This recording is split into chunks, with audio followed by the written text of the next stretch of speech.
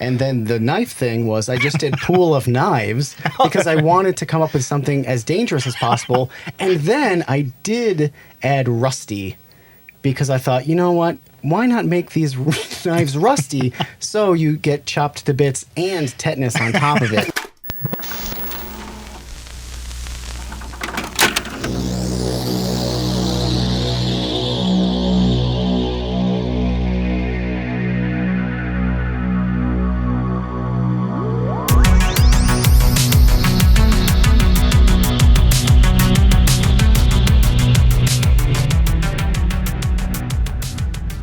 Welcome to the Create Unknown. I am Kevin Lieber. With me, as always, is Matthew Tabor. And joining us today is Derek Muller, one and only man named Veritasium. Thanks for having me. Thanks for, that wasn't like the smoothest.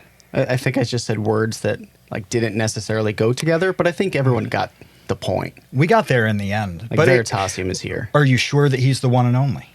There's never been a Veritasium ever in history before. I don't think so. Could there? Could there be another Veritasium? So here's the thing. I got the .com, I got the Twitter handle, I got the Instagram. So, it's unlikely that anyone else has been moonlighting as Veritasium. We're going to dig something up one day. And it's going to be like this old block where Veritasium is carved in it, from original Latin. And it's going to be I missed it by 2,000 years. One of Julius Caesar's scholars. People would often confuse it with Veritasium from Harry Potter. Of course, J.K. Rowling and I had a similar idea that, using the Latin word for truth was good. And she had a serum and I had an element. So, makes sense that the words are similar. But I didn't even know about that when I named the channel. Yeah, so take that, Rowling. We're not rewriting that history. That's the one history that will remain intact. Well, Derek, I'm super excited that you were able to join us because two really remarkable things happened with you. Mm-hmm. Well, because of you. Not really. Well, some of it was with you, and we'll get into that later because of the way that the algorithm treated one of your recent videos, which was, why are 96 million black balls on this reservoir? And now that video is currently at 30 million views, and that occurred in 2 weeks, maybe? Yeah, I mean, it did most of those views in a very short period of time. 30 million views in 5 or 6 days, or close to. Yeah, it's fairly standard, isn't it? Yeah, everybody gets that. I actually can't think. Can you think of another video that got that many views? Another science video that got that many views that quickly? Mark Rober does a great trade on YouTube. So yeah, he's always killing it. Like the glitter bomb versus package thief. Yeah, that got 50 some million, didn't it? In a week, 50, 60 million. Yeah. Yeah. But that's about it. I was thinking earlier today that the list of viral educational content creators, pretty small list. I mean, who does what you do, what Mark Rober does, what Destin from Smarter Every Day does? Is that it? Yeah, I mean, there have been some big Vsauce 1 videos, I guess. Well, there are a lot of Vsauce 1 videos that have tens of millions of views. There's absolutely no doubt about it. But not necessarily achieved at that velocity. Yeah. I think there's something different about getting that in 5 days because it's just everywhere. The way that this 96 million black balls on the reservoir video was, the way the glitter bomb, Mark's glitter bomb video, you couldn't go online. Not YouTube, not Facebook. You couldn't go anywhere without people talking about that video, and that's so rare. King of Random has had some of those that have just exploded, in a really short time period as well. But like you said, it's a really short list. Yeah. Yeah. I mean, to me, it seems like the system has changed a bit from the way it used to work. Because I've been on the platform for 8.5 years, and it just seems like, it seems like it never used to work this way. That's my experience of it anyway. Yeah, and so I want to get into that later because you did make this great video. What was the exact title? It was My Video Went Viral, Here's Why. And that's about the reservoir video. But I want to talk about the reservoir of video first, because I think that it's important to kind of establish what that was and why so many people clicked on it. Your experience titling the video with your conversation with MrBeast. MrBeast being the person who I think kind of perfected this new YouTube of kind of creating videos with titles and thumbnails that you cannot help but click on, and then delivering on that outrageous promise in the video itself. So it's not clickbait, it's something else. What is that? Yeah, I mean, it's funny, like, what I've realized from doing this is that, clickbait is kind of a bad word, because I think traditionally it was used to mean something that's misleading. But,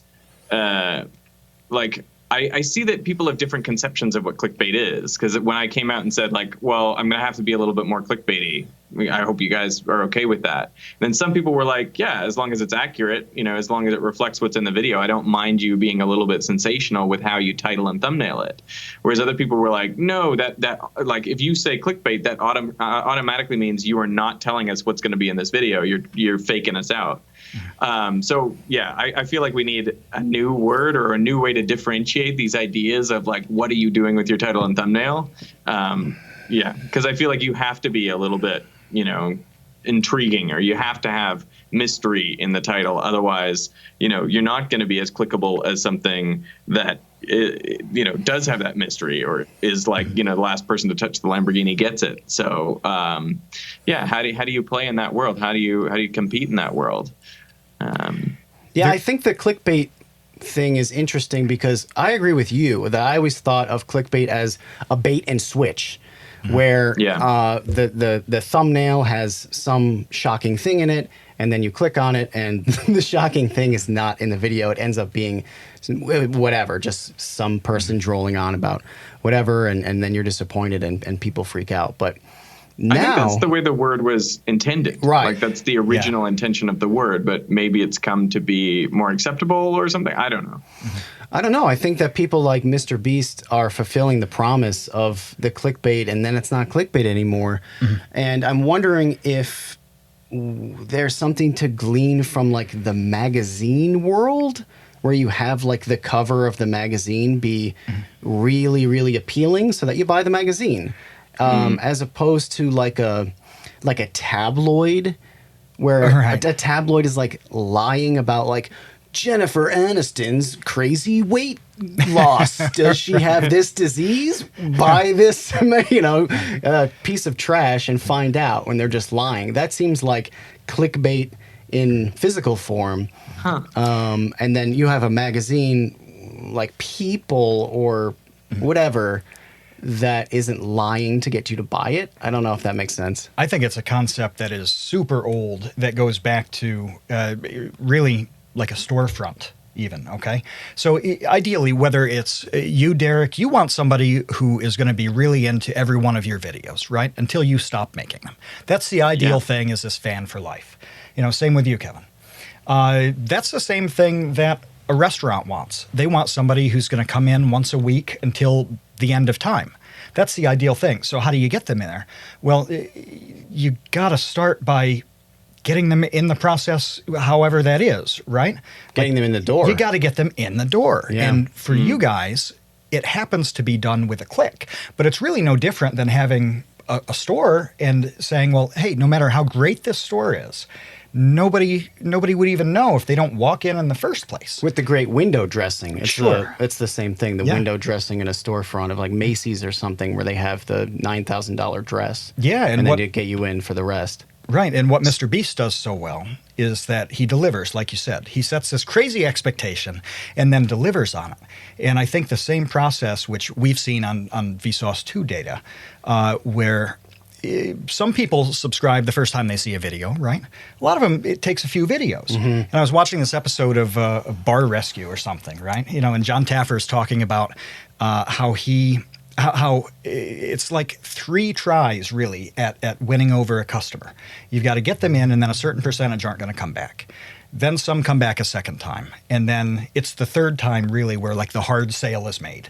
If you make it a great experience on those 3 tries, you're going to have somebody who really likes you and sticks around. And I honestly think of what you guys do in that same way, where the whole thing happens to start with a click. And to get that click, you kind of need to bait it. I mean, it's interesting to hear you talk about it this way, because the big difference that I've always felt between what we do and other traditional sort of venues, like going into a store, is that, you know, if I want to, you know, visit a store for, I don't know, sporting goods or something, like, there's only so many stores for me to go to. Or, you know, if I want to go for groceries, like there's a finite number of stores. So I guess the difference between the online YouTube world and the real physical world is, to me, it feels like it's more possible to be aware of the things in the physical world. Like, you know, even if you don't want to go into that store, you kind of know that it exists or whatever, because it's in your local neighborhood. Whereas on YouTube, it's like this infinite sea of potential stores, and most of them never raise to the level of consciousness. So for me, like, this is why I spend so much time obsessing about the algorithm, is because it really is this matter of how do you find yourself into this sweet spot where you'll actually raise to the level of people's consciousness. You'll actually, you know, have people be aware of you, because that's the biggest thing you need to do in order to get people to watch. It's like, how do you get on Main Street? You know, like if you are a store, you got to be on Main Street, or else nobody will find you. You can't just be like on Pluto.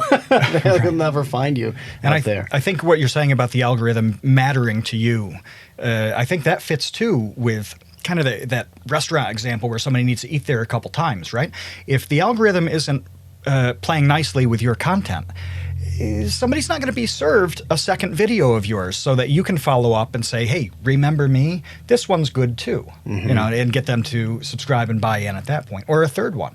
And so the better your videos play on the actual website like that, the more likely it is somebody has a chance to recognize your quality and then sign up for more. Yeah, and that's the game. But before, I really want to get back to the reservoir video first. we Right. I mean, we're so excited to talk algorithm. We just can't help but just start swimming in that reservoir.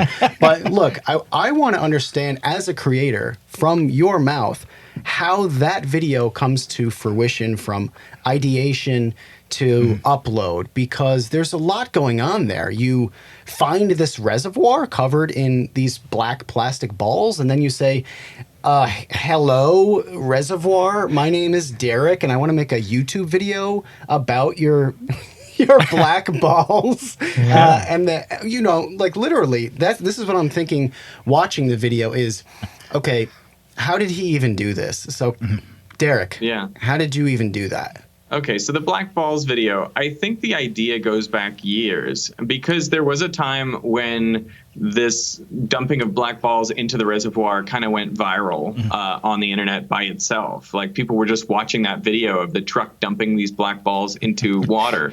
But there wasn't really an explanation around it. It was just sort of, this is a spectacle, and it made news around the world. So I guess that brought it, you know, into my consciousness and made me think, what are they really doing? And maybe that's something I could do a video about. And it was talking about how it reduced evaporation, and it seemed wrong to me, because I was like, well, they're black balls. It seems like it would heat up the water and make things worse. So I was always curious about what exactly was going on there. I mean, it triggered my personal curiosity, but it also was like, you know, clearly a visual spectacle. So at some point, and I knew these reservoirs were in LA, and I'm based in LA, so it seems like an obvious, you know, topic to do, given that it's kind of right here. Recently, I've been experimenting with like hiring someone to help me, you know, develop projects. So I gave this project to this new researcher writer who I've been sort of starting to work with. And I said, you know, can you figure out, can we make a video about this?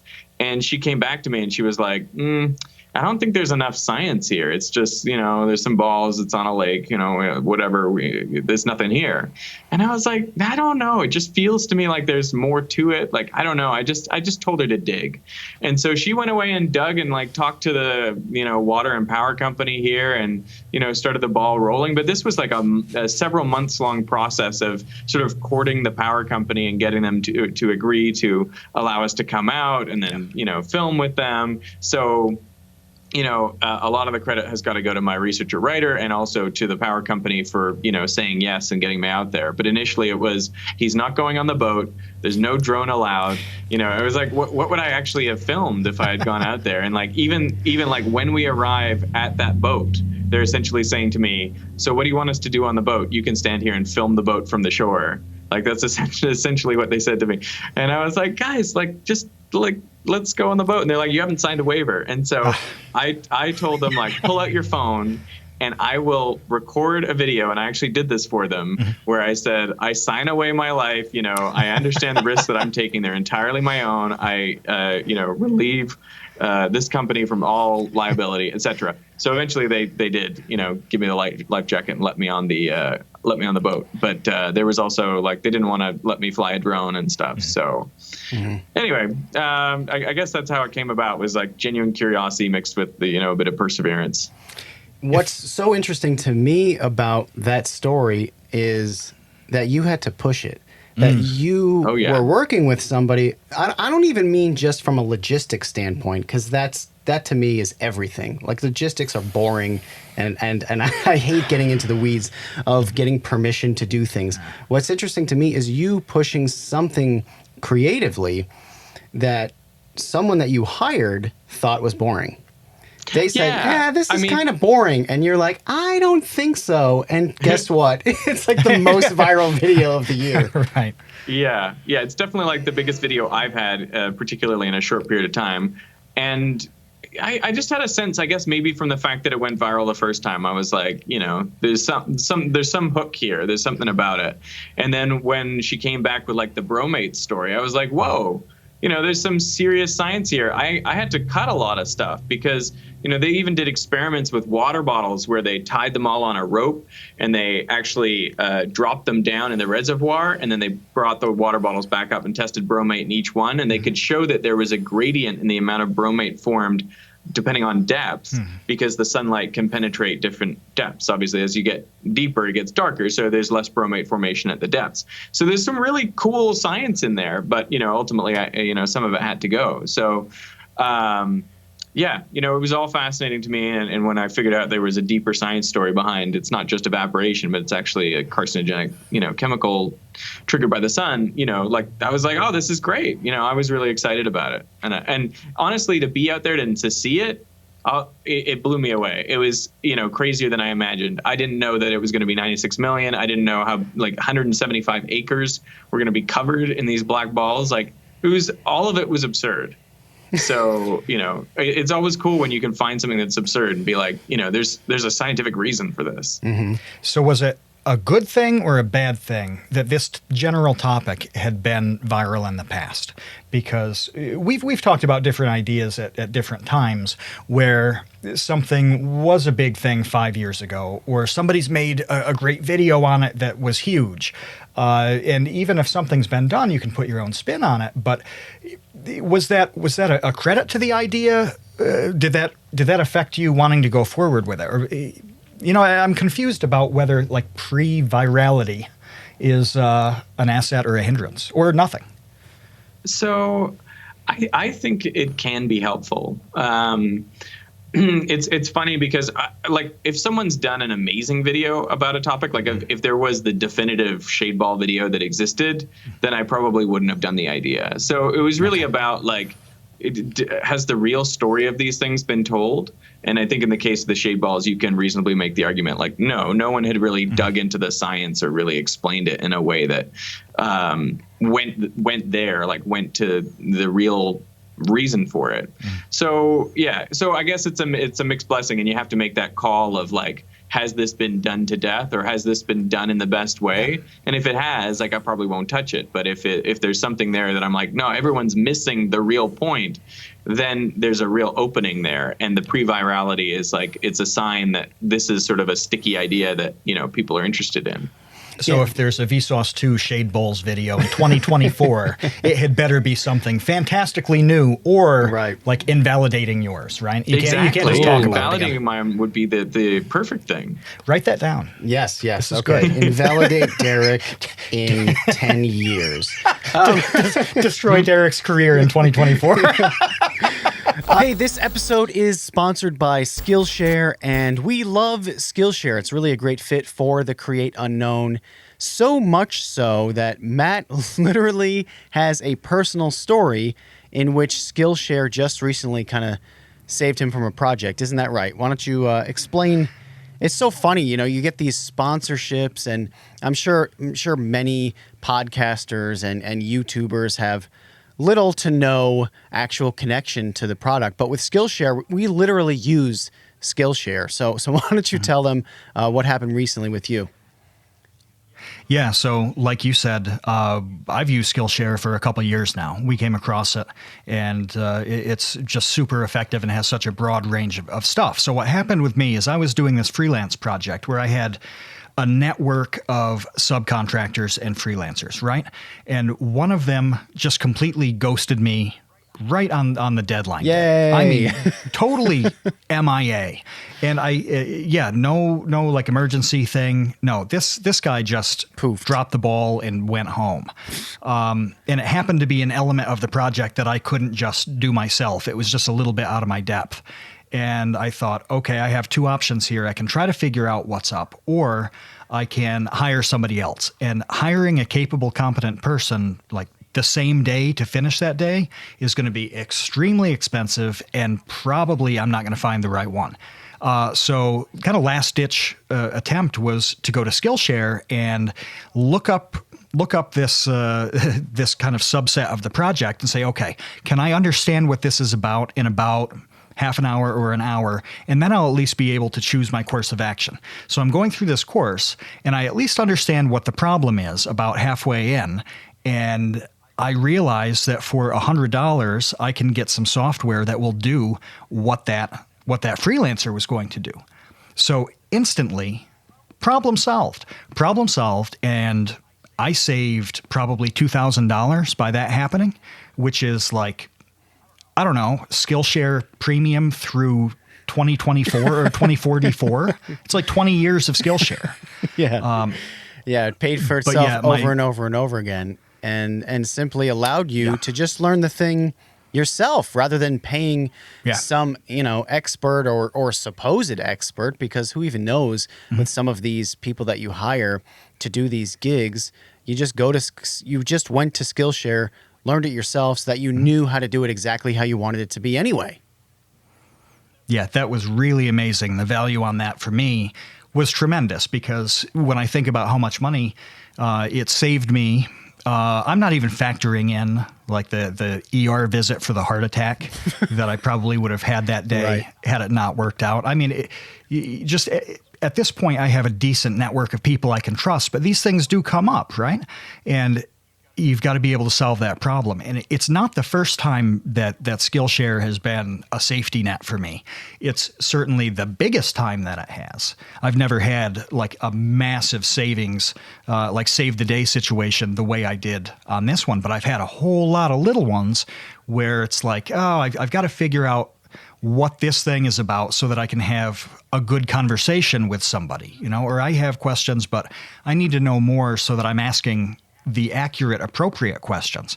And I can pop on Skillshare, do some kind of crash course tutorial, and within an hour, pretty much every time, I have a reasonable enough understanding of what it is to be able to proceed. So this time, it saved me a ton of money, massive headache, totally saved the day. But most of the time, it just plain fills the gaps in and makes me better at everything that I do. Yeah. And if you need to know anything about business, about design, about editing videos, then Skillshare has a course for you, because there are over 26 1,000 courses there taught by experts. And because of our deal with them, we extend the savings to you. We got you a deal so you get 2 months of Skillshare for free. You just go to Skillshare.com/createunknown. That's 2 months for free and learn everything that there is to know, because why not? That's Skillshare.com/createunknown. Enjoy. I just want to I don't want to beat a dead horse over this, but I think it's really important for people to realize, especially creators and people interested in making YouTube, that sometimes you have to trust your instincts on something.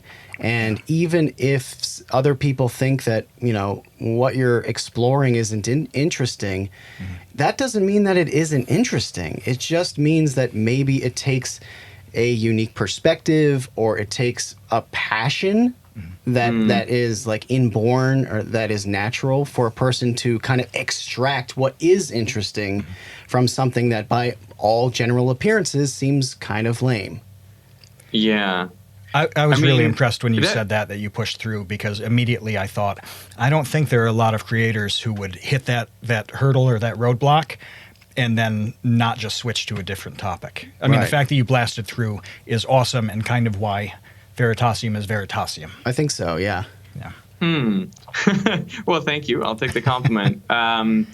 Yeah, it's weird, because if you pick a topic that no one thinks is interesting, like none of your friends think is interesting, then that's kind of like a bad sign, I would say, typically. So it's funny, because like you rise and fall on kind of public opinion or public interest. Yeah. So, I'd say often like the view of my friends is useful. But I know my wife mentioned this to a colleague at work, that I was working on a shade ball video, and one of her colleagues was like, "Oh, shade balls? Everyone knows about that. Like, why is he bothering with a video about that?" So I think you also have to be careful about being in your own little bubble or your own little silo, where all your friends know a lot more, or know more about a particular topic than the general public does. I was just going to say, can you imagine thinking everyone knows about shade balls? Can you imagine even thinking that? Because I can't. I can't imagine. This is a good test for everybody watching this, okay? Poll your friends, and if more than like half of them know all about shade balls, you need new friends. This is bad for you. Just break out of your shade ball reservoir bubble and meet new people, because there are a lot of other people out there. You're living the Big Bang Theory. Other than the shade ball connoisseurs. I'm sorry for derailing your interesting point, but that just kind of short-circuited my brain. I wonder if partly that's like an LA thing, that because they were here in LA and because it was such a big news story, someone living in LA could get the sense that like everyone knows about it. But I had the confidence that like people wouldn't know about it. And I feel like that's almost something you can always bank on, is that like whatever topic you choose, there's going to be a ton of people who are ignorant of it. And so if you just pick something that is, in that sort of viral arena, you will find that new audience that had no idea about it before. We've talked about that with Vsauce 2 videos, like your series on all the math problems and things like that. There's a portion of subscribers who have an understanding of math way beyond those videos, or they've encountered those specific problems in riddles and things like that in the past. But you know what? That's not everybody. That's not most of them, even in the subscriber base, let alone the rest of the world, the 7+ billion, whatever, who are not subscribers. Yeah, and so there's always room to reach those people. But you can bet the people who do know about it are going to be really vocal about their knowledge and be like, I know this already, or, haven't I seen this video before? I got that a bit with the shade balls thing, but, it's those people who just want to make hold up their hand and be like, yeah, me, I knew this already. It's good to make them feel smart, to give them an opportunity to be, the sharp guy. Like that's cool in a way. It's their contribution. It makes them feel like an individual to do that. So I get it. Yeah. It is annoying though. It can be. It can be. I had an instance of that recently where Henry Miniphysics Yeah. did a He's always topic. enjoying his name. He did a topic years ago that Vsauce 2 just covered, and I didn't realize it. Like I honestly. Which one was that? I mean, it's hard for us all to stay on top of everything. So. Yeah. Do you remember what Henry's was called? So the Vsauce 2 video is called the Demonetization Game, and I have seen that. okay. Yeah. Henry did that with a different example. It obviously didn't involve eggs Right. and YouTubers, and there were definitely elements that he covered that Vsauce 2 did not cover, and vice versa. But I had somebody email me, like a personal email that was concerned, like legitimately concerned for me that I was going to get in trouble. Oh, no. That Henry was gonna like sue me or something for stealing his idea. And You've I'm like, stolen math. like, first of all, I don't think Henry's gonna sue me. He's a pretty nice guy. He's a pretty nice guy. It's like Percy Jackson and the Math Thief. You know, you're like a living children's book or something like that. You know? Pretty much. Shouldn't do That's how that. I would describe myself. You shouldn't steal math. Shouldn't steal math. No. but anyway, it was nice of this person, but it just goes to show you that there are different kind of understandings of people kind of covering the same topic, or like I had a video, The Invention of Blue, that came out a while ago, and Joe Hansen from It's Okay to Be Smart sent me a message as soon as that came out and was like, no, I'm literally writing a script about this topic. And he sent me like the Google Doc, his like Blue video. Man. And I'm like, well, I whatever, screwed over dude. Johansson too with my video about the ultraviolet. You know, he was like, had his ultraviolet filter, just about to put it on his camera, and then I dropped the world in UV, and he's like, no. So the guy gets messed over a lot. Yeah, but the end of the story is that Joe did his video anyway. It was much more about the biology of the color blue, and his video did better than mine. It was so perfectly complimentary. It was great. When I see people talk about Kevin's video, it pops up on Facebook all the time, especially in kind of artistic discussions, right? I bet I see it every month or two. Somebody will specifically talk about this. And every time it pops up, I take Joe's video and say, hey, check out this one too, because it takes a different approach. It covers some different things. And those two videos, which at that moment you talked about, you know, hit together like this, and both of you kind of groaned, I'm sure.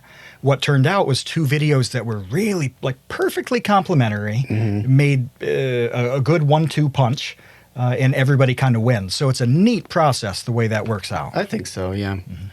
I think the same thing happened with fidget spinners too. A lot of people came out with very complimentary videos at the same time, and just boom. Yep. Same thing with slime. Of course, here I'm being a bit facetious because it seems, again, I'm going to argue that the system has certain things that are like weird nonlinearities that spiral off in a weird direction that no one could ever have imagined. But like, if there's 5 great videos about gummy chickens, then there's going to be 50 great videos about gummy chickens, and there's nothing you can do to stop it. So, well, I liked your snail example in your video, so let's get into that. So you made this video about your viral video, which was the Shade Balls video, and your Can I give you a little backstory on that video? Like, yeah. I actually started writing that video after the performance of my video about negative ions. Okay. So I spent a lot of time working on this video about negative ions, and frankly, I thought it was the best video I've ever made, or it's up there. And the kind of metrics that I looked at after I posted were like, given the number of views that it has, like how many likes are there per view? Yeah. And it was the most of any video I've made. How many dislikes? It was like the least. How many shares? It was the most. How many comments? It was the most. So there were all kinds of metrics looking at like how long did people watch this video? They watched it longer than any video I've ever made, like roughly double the length of the normal amount that people watch of a video of mine. So it was like all the signals I could see were saying this is an amazing video. And it didn't get that many impressions. In fact, the previous video I'd uploaded was about spinning black holes. And when I compared their first 3 days, I saw spinning black holes had 33% more impressions. So it was just getting out there and getting shown more. And so I queried YouTube, and I was like, what's going on? Like, by all the metrics I can see, this is a great video, and yet it's not getting the impressions, and it's getting fewer views as a result. And I don't know how much I'm allowed to say technically, but we can always beep it out, can't we? Just a big, like a 40-second beep. What I was hearing was like negative ions is not a term that is used a lot on the platform. Like not a lot of people are talking about negative ions. Plenty of people talk about black holes. So if you upload a video about black holes, YouTube knows exactly where to show that. With some of the other black hole videos. Right. You upload something about negative ions, YouTube doesn't really know, like, what do I do with this? Right. So partly that was kind of the answer of like what was happening to that video. So I started writing this sort of video about my thoughts about YouTuber burnout and about the fact that we're sort of at the whim of a system. And I never made the video because I sort of, after a while, sort of petered out. And, if you have a kind of less successful video and you complain about the algorithm, that's easy. But if you have a really successful video and you complain about the algorithm, I mean, that's the thing that I think, makes more sense. So it was just so funny because I went to the Creator Summit and had this conversation with Beast. And, it was so kind of eye-opening for me to see that, like, for all the things that I thought that I was meant to be doing, like making great videos and making content that's educational and that's entertaining and that, like, people want to watch, what he was showing me was, it all means nothing unless you have a title and thumbnail that people want to click. Yeah. Like that this brilliant brain of Google, this machine learning algorithm that is like crunching all the likes and the shares and the comments and the watch times and the engagement and whatever and coming back, and like none of it means anything except really click-through rate and the fact that they actually watch the video. And so once I realized that, I was like, oh, this is such clarity. And here I have this video that's about to come out. It's about these shade balls, and I'm like calling my shot. I'm like, this thing is going to be big. And I had Beast telling me this is going to do 10 million, no problems. He said he'd bet his life. And I was like, I don't know, because I have not known the system to work in this way. But if you see this thing and you recognize it for what it is, I recognize that it could be viral because, of the past of it. But I never, in my wildest dreams would have bet on 30 million views in a week. So, but once that happened, then I felt like, okay, so here's really the other data point. So I have the data point for what I feel is a great video and what everyone says is a great video. And then I have a data point for like what I think is a really good video, but just has a very clickable title and thumbnail. And you can see the like order of magnitude difference in how it's treated and how it's perceived and how it's viewed by people. And I thought, so now is the time for me to come out and say, like, this is what looks to be happening from my perspective and really, spell that out for everyone. Yeah. And when you said the thing about YouTube not knowing how to treat a video about negative ions, that's something that Matt and I have spent all year basically talking about with Vsauce 2, is to try to give YouTube as many signals as we can to let it know, hey, this is where, this video belongs in the ecosphere because of recommended and related. And I think that recommended and related are how people browse and use YouTube these days. It's not obviously not subscriptions like you talk about in your video. It used to be subscriptions, but that wasn't really working out too well, you said, for the overall health of YouTube. Like maybe people got bored, perhaps, with their subscriptions, so they weren't seeing new, fascinating videos. I think it is that thing that, like, it's a good question, sort of what would be the ideal sort of distribution of a channel's views. Like one way to have a channel get views would be like every subscriber watches every video. So basically you always have like view number equals sub number and it's constant over time. Like obviously that's ridiculous. And is not the ideal. The other extreme would be that like there's some videos you have that do 100 million because YouTube shows it to everyone and everyone wants to see that video, and another video you upload gets 2 views because YouTube's like, you know what, this is not a killer, and they just shrink it to nothing. So that's the kind of thought experiment that I always go through, is like, what is the right distribution? What is the right variance that a channel should have between its sort of most viewed video and its least viewed video and its average video? And I think what I've seen during my time on the site is definitely it's gone more from the sort of consistent model to one where you can get these wild fluctuations depending on what each topic is. And I think for YouTube as a whole, that works out as a better system, like a system that gets people watching more overall minutes on the site and maybe coming back to YouTube more. And I think ultimately that's what YouTube is optimizing for. And so that's the sort of decision they've made and the way the system is working now. This episode is sponsored by Audible. Thank you to them for helping support the Create Unknown. If you want to support your own brain, then you need to sign up for Audible, because Audible members can choose 3 titles every month, 1 audiobook and 2 Audible originals that you cannot get absolutely anywhere else. That's what originals mean. And you also get unlimited access to more than 100 audio-guided meditation and fitness programs, along with free access to top newspapers delivered daily to the Audible app. And really, the whole thing is very easy. You get free exchanges, you can listen on any app, and you can keep your library forever and ever and ever, even if you cancel. So let's get into a recommendation. How's about that? I recommend that you check out Creativity Inc. It's about Pixar from its beginning up through its huge, gigantic success, and it dives into all the ways they set up the studio to combine the creative side and the business side. It's amazing. It's really what we love to do here at The Create Unknown. So go listen to that. Start listening with a 30-day Audible trial, and your first audiobook plus 2 Audible originals are free. Just check out audible.com/thecreateunknown or text the Create Unknown to 500-500. That's audible.com/thecreateunknown or text the Create Unknown to 500-500 and start listening today. And help support the show, help support your brain, help support everything you've ever loved. That's a little dramatic, but I mean, you get the hint. So are they trying to make a greatest hits album of YouTube, basically? I guess, where it's like, this is Derek's, smash hit. This is Kevin's a lot of people want to smash listen hit. to the single. Yeah, they want is to listen to Despacito, Destiny's. but they don't know any other songs by the guy. So, Right. Right. I Shade get Balls is your Despacito is what we just figured out, I think. that's right.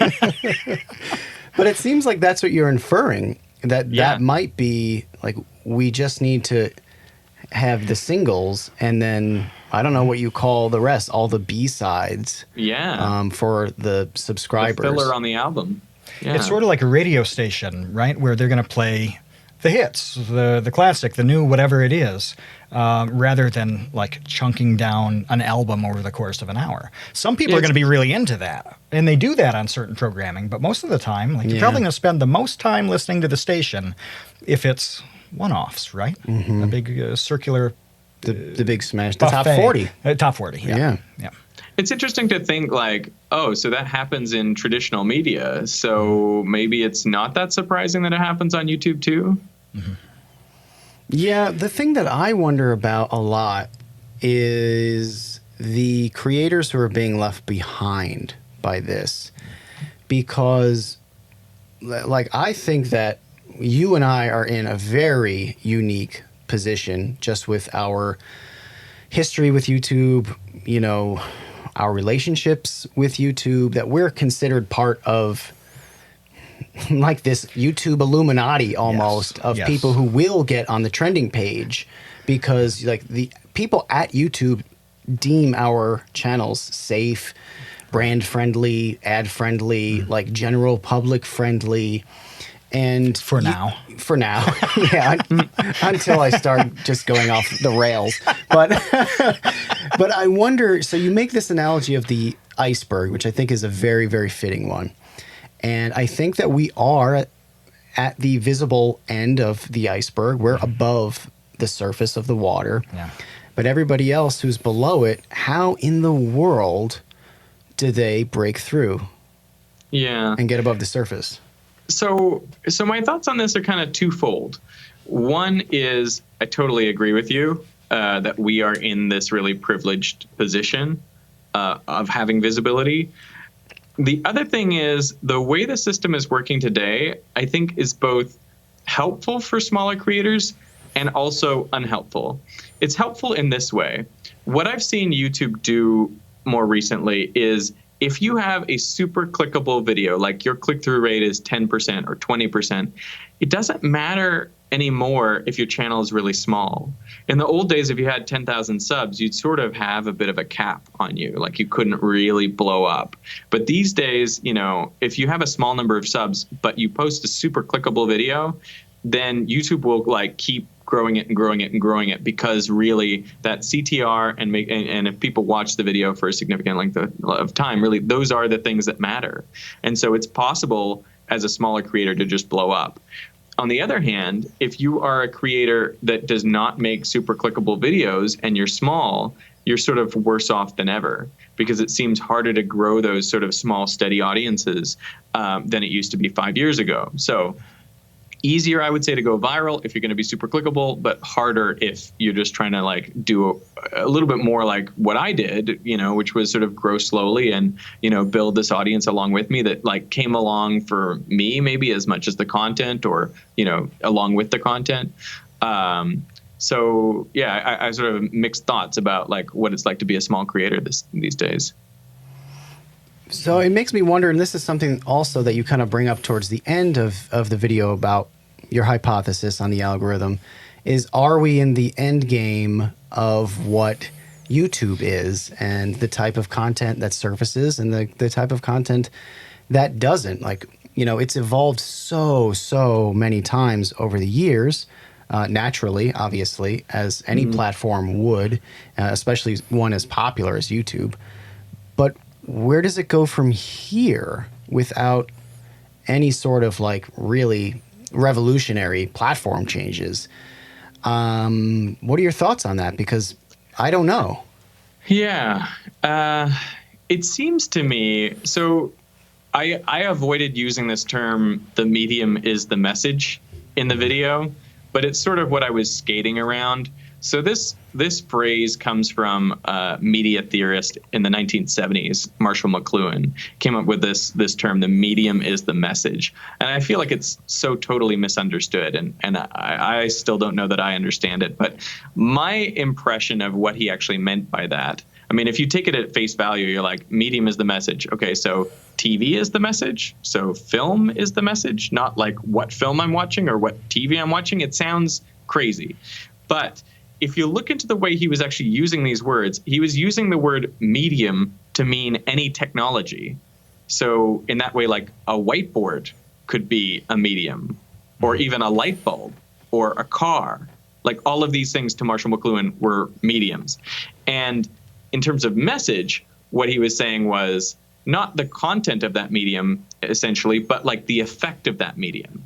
So essentially what he was saying by saying the medium is the message was he was saying the technology is the effect, or the technology is the thing that is grossly determining the effect. So I think a great example is like cars being a medium and Los Angeles being the effect. You know, once we had cars, you know, you think, what does that give people? You think that the message is, you know, freedom and individual, you know, ability to go wherever you want, whenever you want. But the real effect is the creation of a city like Los Angeles, which gives everyone nice big yards and stuff like that, but also creates urban sprawl for incredible distances, creates tons of smog, creates all sorts of respiratory tract problems, creates traffic and depression and these long commute times. So it's like all these things, like that is the message. That is the message of a car. The message of a car isn't freedom like you thought it was. Anyway, so, you know, I think about applying this to YouTube. Like if the algorithm works in a particular way, what is the message of this site? And it seems to me like the message of the site is shifting more towards super clickable viral content. And it's not as much a place where like education or science rises to the top as much as it used to. And I think YouTube would argue like they've done that move for a reason, and because it is better for the site or because they think it's better for viewers. I mean, it's really tough to measure those things. But that definitely seems to be the way it's going. I think about all these different platforms like Reddit or Instagram or Pinterest, like Twitter. They each have a particular way of distributing content. Yeah. And because of the way the content is distributed, a certain kind of content becomes the sort of core of the platform, or like the soul of the platform, which then determines who's on it, right? Like the audiences of Reddit and Pinterest are not hugely overlapping, Right. because, you know, the different ways that you share content and the different types of content that get shared determine who the audience is. So these are the big questions that like I'm left with. Is like, what is YouTube becoming? What will it be known for? What will its character be? What will its soul be? And therefore, who will be drawn to it? And which creators will be able to, you know, really reach that audience? It's like the biggest existential question for me. Yeah, I mean, what do you think? Well, I think there's a great opportunity now in this confusion to kind of segment what you do with the community that you're building. And when you talk about the medium being the message and using examples like that, Discord has come up as a fantastic example of that with guys like Quackity Carson, you know, people who have taken this little piece of technology and done something with it that YouTube can't do. Okay, or Instagram Twitch did can't that do. too. Twitch as well. Totally did Yeah, that. Did yeah. something that YouTube couldn't do, and now it's this massive thing. Yeah, and we're doing it with the Create Unknown. We have, you know, on our Discord server, and if you're watching this and you're not in it, rectify that mistake in your life. Okay, it's a must join. But no, we get to interact with a group of people in a way that we can't elsewhere, and that's awesome. Certainly not on YouTube. Certainly not. Oh my on YouTube. gosh. No, and we get to know them. We get to check in with them and listen to their feedback, and that's amazing. And that's not on YouTube, right? So we have this thing that's on every podcast app, and you know, a lot of people listen on their phones. It's also on YouTube. And then we have this other thing where we can interact in a different way and pull different value out of that and give different value out of that. That kind of didn't exist 6-7 years ago in that way. But as everything you said with kind of how YouTube is existing at this point, there are a lot of opportunities opening up to work those other little things in and really customize the way you build and deal with your audience in a way that everybody really likes. You do have to go elsewhere, though, to kind of scratch the different itches that you have. I mean, I know for me personally, I love Twitter. Twitter is fantastic to me. It's my favorite social media platform to be a part of, to scroll through, to add to, because you can just share ideas. And I'm just a person who likes ideas. That's what I like more than anything else. You know, when I got into making YouTube videos, it was to share ideas. And I love the ability to do that in video form, because you get to edit what the thing looks like. You get to shoot what the thing looks like. You get to say things and show things, which is a big deal. I mean, before YouTube, it was really hard to, unless you're in person, to communicate to somebody else as well as you can now on YouTube. But like you said, what it's become now, it has definitely kind of funneled what that communication is for me in order to reach the most amount of people that I can. Yeah. Whereas on Twitter, I feel a lot less pressure. I feel a lot more open creatively.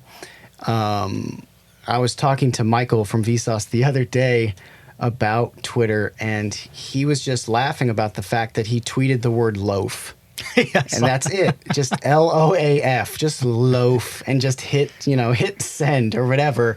And it got, thousands of retweets. It probably made a bunch of people laugh. Yeah. Why? I don't know. No. But the word loaf coming from Michael was entertaining, and that was enough. It's just 4 characters, and it took him a split second to do.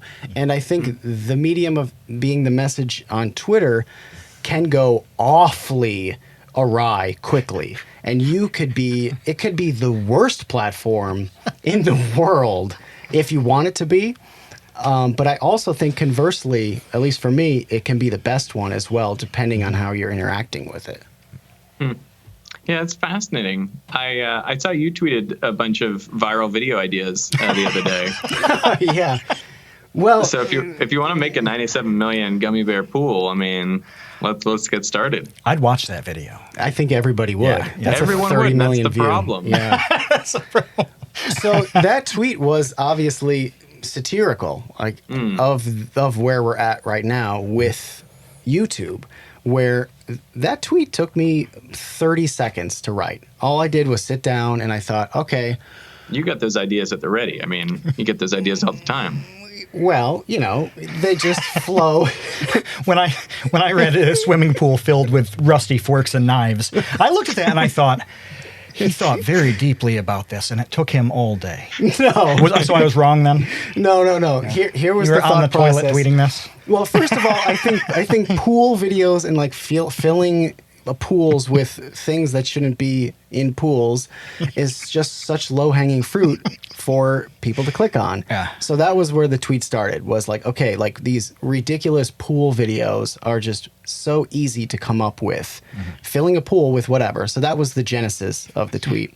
And then the knife thing was I just did pool of knives because I wanted to come up with something as dangerous as possible. And then I did add rusty because I thought, you know what? Why not make these knives rusty so you get chopped to bits and tetanus on top of it? Well, I was going to say, this is a perfect science video about tetanus, right? Like you could teach people all about that. So I think that's a smart idea. Now, full disclosure, I am tentatively planning a pool video. So I'm gonna let you in on it right now. And I'm not actually being facetious. I am planning this right now. Do we we'll get see to know whether what's it in it? comes to fruition or not, but I have a pool video in the works, because can't beat them, join them. So I think we've got to know what's in it. you want to know what's in the pool? We need a hint because you can't reveal. When is this podcast going out? Thursday, a week from Thursday. today. A week from today? Is it? I can't reveal. Yeah, I can't yeah. reveal because it'll be too soon. Okay. Is it like what state is it? like because I was to say, is it a solid or a liquid? Yeah, it's a pool filled with bricks. No, but like there's got to be some. Pool of bricks. I think that's just called bricks. That's just a patio, right? But is there some kind of hint? Can I? I'll tell you that it'll be mostly filled with water. So Mostly. Okay. yeah. Well, I'm mostly filled On with the water. top will be shade balls. No. Oh man. Okay. I didn't know where we're. Oh yeah, the pool video tweet. Oh yeah, I wanted to get back. The only reason that went really viral for me, that tweet, is because Ethan from H3H3 replied. Michael liked it, and then PewDiePie liked it. And once PewDiePie likes that'll do something, it's over. Amazing. It's over. golden. As somebody who's on the outside, I'm going to bring this back. As somebody who's on the outside of what you guys do, I really love YouTube's limitations because it is forcing you guys to do things on these other platforms.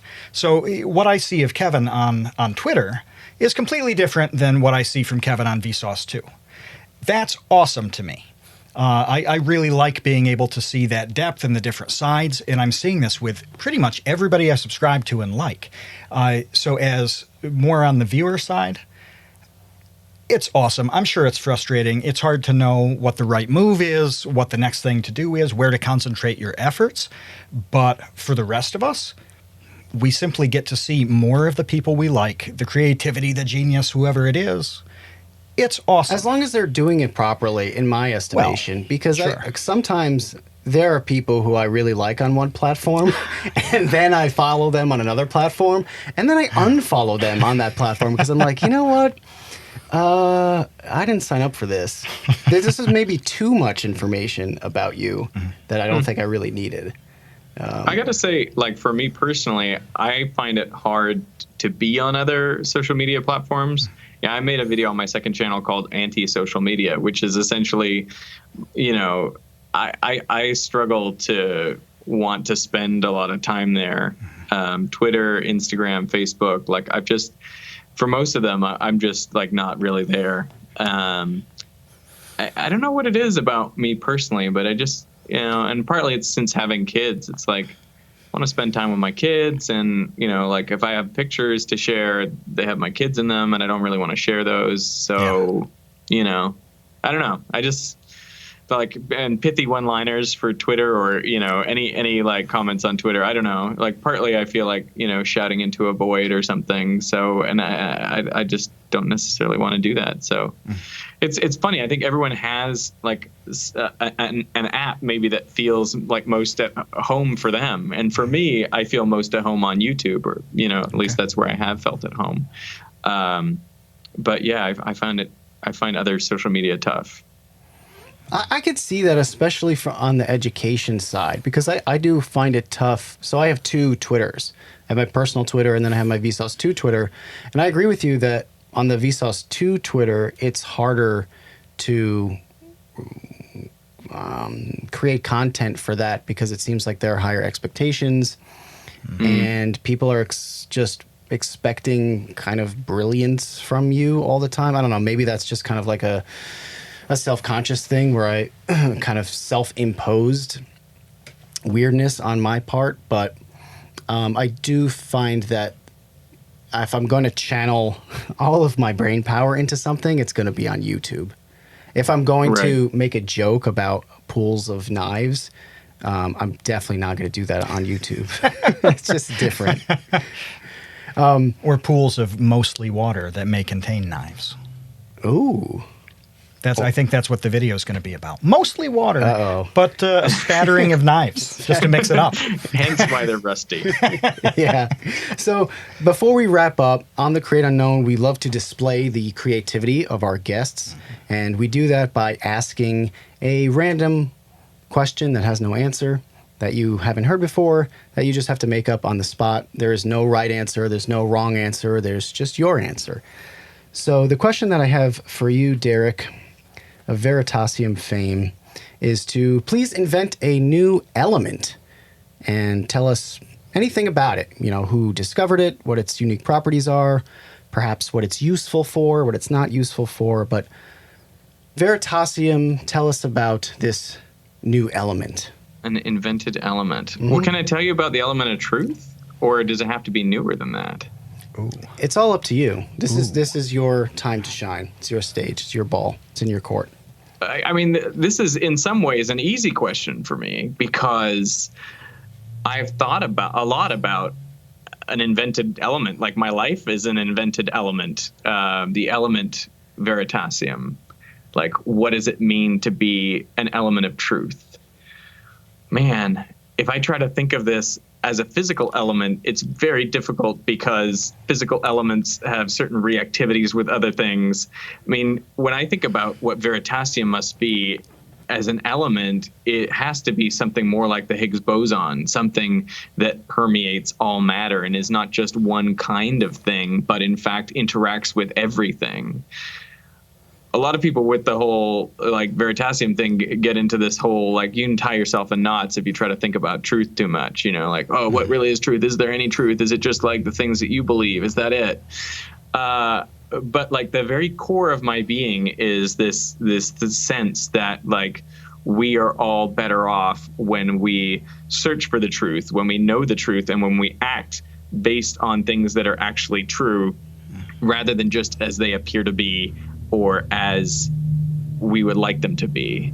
And so I guess I don't know if this is an element, but like it's an element of your life. The element of your life is to not let yourself fool yourself and to keep battling for truth, because I have this deep-seated conviction that the truth is knowable. You can find it and figure it out. Science is often the best way to get there. And then once you're there, you make better life choices, and everything turns out better because you're acting on reality as opposed to appearances or the way you'd like things to be. I don't know if that answers your question, but to me, that's the element of truth. What I just heard is that Veritasium is in us, around us, always and forever. Yeah, and that's a lot more profound than like the invention of chicken nuggets. So I think that that's a good place to stop, and I think that exemplifies exactly who you are. So thank you very much for joining us, and talk to you later, man. Well, thank you for having me. All right, you are about to exit the Create Unknown.